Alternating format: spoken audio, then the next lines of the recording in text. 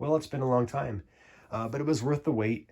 I had my heads over at a head shop being ported and some milling done to them and a few other little things. But I'll tell you what he did, but I also want to show you what the heads are exactly before I go much further. They're a set of Trick Flow heads. They're an older casting.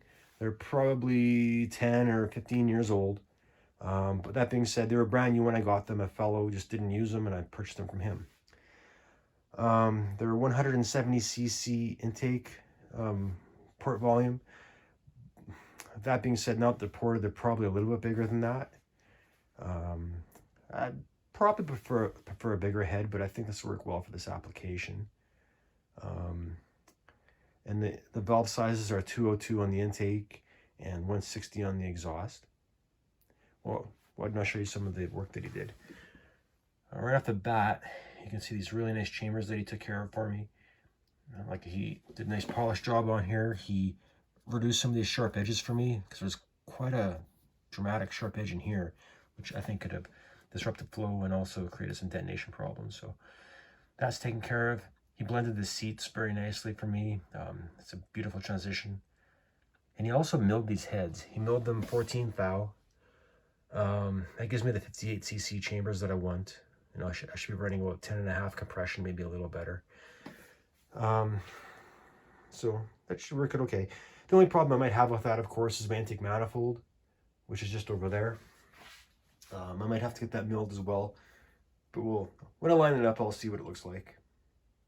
Anyways, that intake's a Edelbrock Performer RPM air gap intake, pretty standard. On the intake side, you can see he did a nice job there.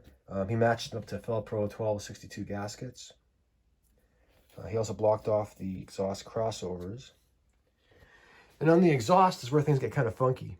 I did something that a lot of people will go, "Oh my God, I can't believe you did that." But all it really is high temperature silicone. I'll show you in a second. So here's the ports. And he did a pretty good job in making them a little bit larger as well. And you can see a straight shot into the valve there. It's going to be a really nice flowing exhaust port. But these heads came with emissions, that Thermacular forward emissions deal. So they had all these holes drilled in here. So what I did, I filled those holes with the highest temperature RTV silicone that I can find. Worst case scenario, it'll just burn up or blow out. Best case scenario, it'll stay in place. So either way, it's not that big of a deal. Would have been nice to weld them up or whatever, but the head shop didn't want to touch this with a welder unless I was doing something with the seat. So I think they're just being cautious on their end there, and that's fine. I think this silicone will be okay. It looks ugly, but you know, give it a few miles, it'll be all carbony and whatever else. Now, the issue I do have with these ports, and I'm kind of upside down now. I'm just going to flip this over. That's the top, right up here. On a 302 or a 351, they will have, you know, the bolt holes a little bit closer to the top, but this one's extreme. And it was like that before he ported it. It's not because he ported it that way. Me and him discussed this before he did this. I'm just going to grab a gasket. Let's see here. So you can see, if I was to put a gasket on here, she wouldn't line up very well. But if we were to slot the holes in the headers by about half a hole length, it will work well. And that's what I got to do. I got to slot every header bolt hole to match this. Kind of sucks. And I don't know why they came like that from the factory. He said he's seen a few of these over the years like that. So it is what it is.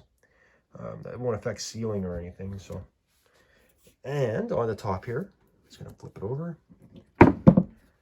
We have some triple springs. And these came with really good springs from the factory, but I replaced them with another set.